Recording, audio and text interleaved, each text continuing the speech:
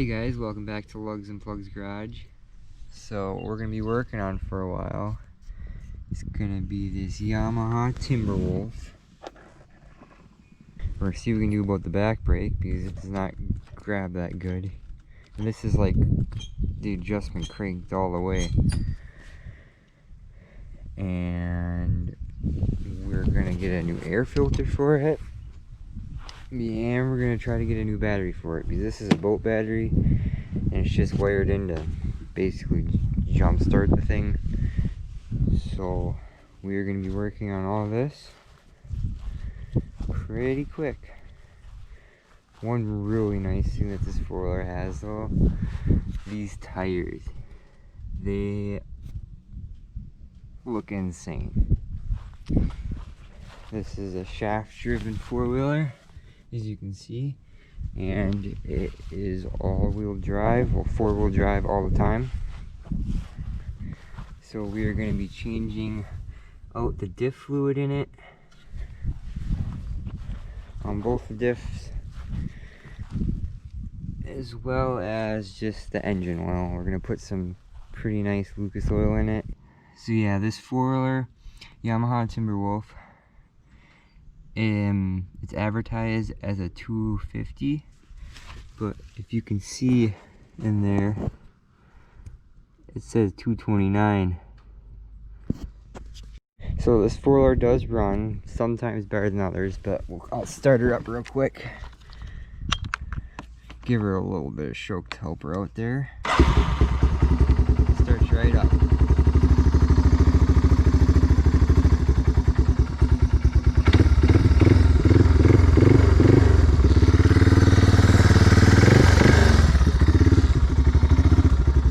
She sounds real nice. And right now, since the float bowl isn't sticking or anything, the idle's pretty nice. And yeah, she idle's pretty nice.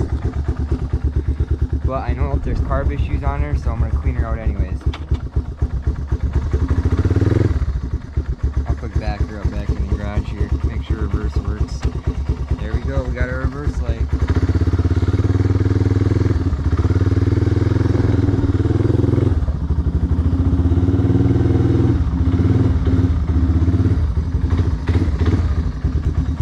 I'm really liking this thing. Get her back in there, there we go. Oh, there she died. Yeah, so when it's cold, it idles pretty good, but when it gets warm, it likes to idle really high, and the idle adjustment doesn't even work on it. It's all gummed up in there, so there's definitely some things gummed up in the carb, so we're gonna have to take that off and clean her all up. It's for air-cooled engines, basically, and it doesn't harm wet clutches or anything like that. So this is the stuff we're going to be using in her, and it's semi-synthetic, and Lucas oil stuff is always really good because the oil that's in her now hasn't been changed in a good 16-20 years. I know for sure 16. It could be more than that, more probably realistically more like 20. So it is probably looking really bad in there. And then I'm gonna have to find an oil filter for her. Yeah, so this project's probably gonna take week and a half, 2 weeks, depends on shipping basically, because I'm gonna have to definitely order an air filter for this thing, so stay tuned. So right now, here's how we're looking. I got a whole bunch of junk in the airbox to clean out. I already cleaned off all these air filter parts. Got a new air filter for her, got a new air filter seal. I also got a new spark plug somewhere, wherever that went, just in case.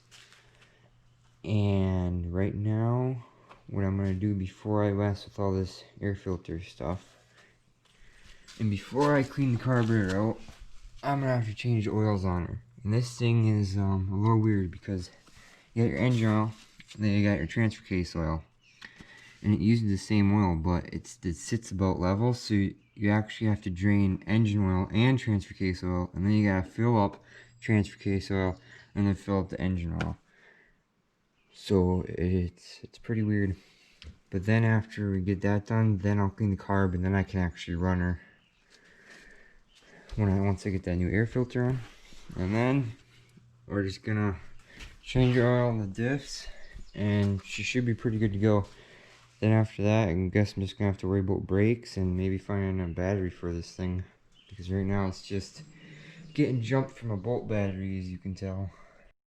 So I got the engine oil and transfer case oil changed out. So now I'm just gonna take the carburetor off, clean her out, put her back on, and then we're gonna try to put together that air filter, and then we should be good to fire up.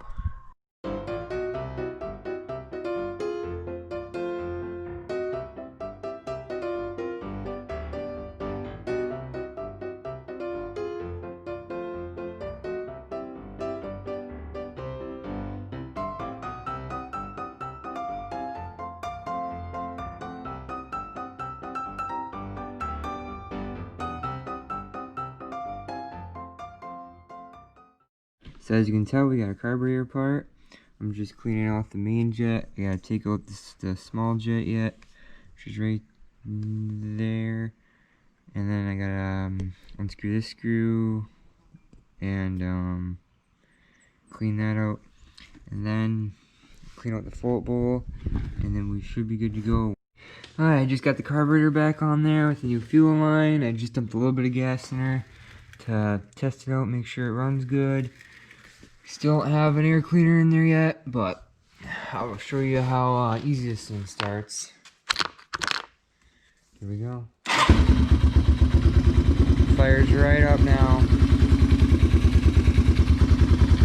Alright, here's the beast. We got her all running, and here's going to be the little test drive of it.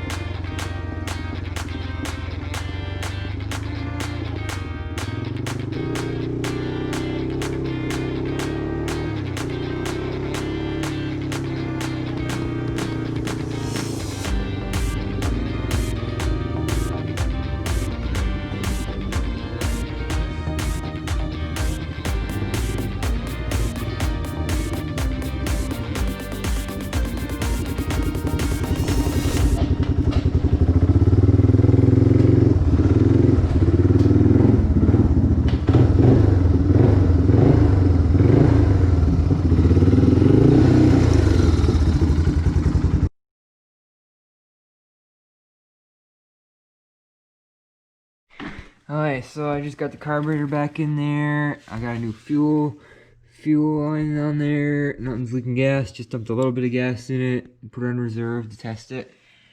And I'm going to show you how easy this thing starts now. Neutral. Uh-oh.